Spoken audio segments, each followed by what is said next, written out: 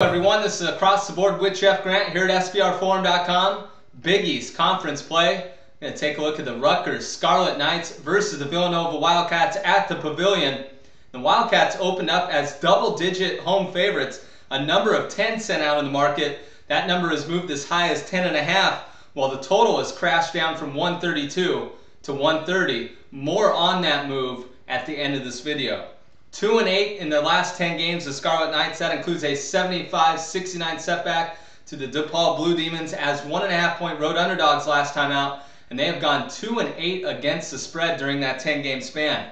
Really the story of that game, leading scorer Eli Carter suffered a season-ending leg injury, may be the main reason why early action landed on the under, even though odds makers knew that Carter was going to miss the rest of the regular season after suffering that injury over the weekend.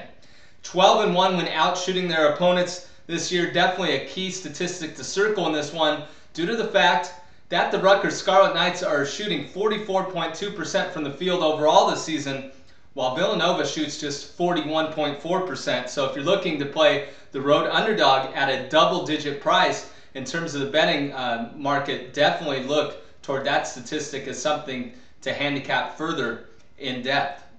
Also, the bench scoring is really something that the Scarlet Knights can lean on in this one, with Carter missing the rest of the season. 22.6 points per game from their reserves, and they scored 29.4 points per game inside the paint. So definitely they can hit you from inside or outside offensively. 6 and 7 against the spread as road underdogs of 9.5 to 12 points the last 2+ seasons, with the over going 8 and 3 in that situation. When you look at the Wildcats, they're coming off a 70-61 victory over UConn as 4.5-point road underdogs. Really the story in that one was their advantage on the glass. They finished that game with a 41-25 rebounding margin, including a season-high 20 offensive rebounds. I think they're going to have the same type of success against Rutgers on Monday night. They are allowing Big East foes to shoot 35.7% from the three-point area. I think Rutgers is going to want to attack that area offensively. They only average 14.2 three-point attempts over the course of the season, but they have two players that can really stroke it from three. So I think they're going to game plan to be more perimeter oriented, even with Carter out of the lineup. Miles Mack and Jerome Seegers both shoot very high percentages from beyond the arc. Over 10-1 in the last 11 meetings in the series. The only one to go under, the last one, that was in Big East Conference tournament play last year.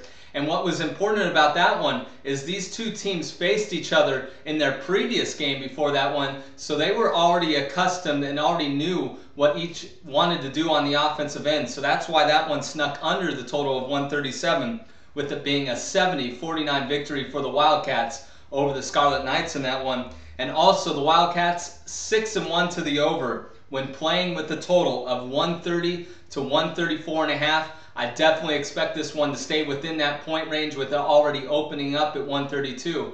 So I'm feeling pretty confident in playing the total here. I'm going to pick over 130 at Monday night's game between Rutgers and Villanova. This has been another edition of Across the Board with Jeff Grant here at SBRforum.com. For any further information on this game or any other on Monday's college basketball board, you can follow me on Twitter at Jeff Grant Sports.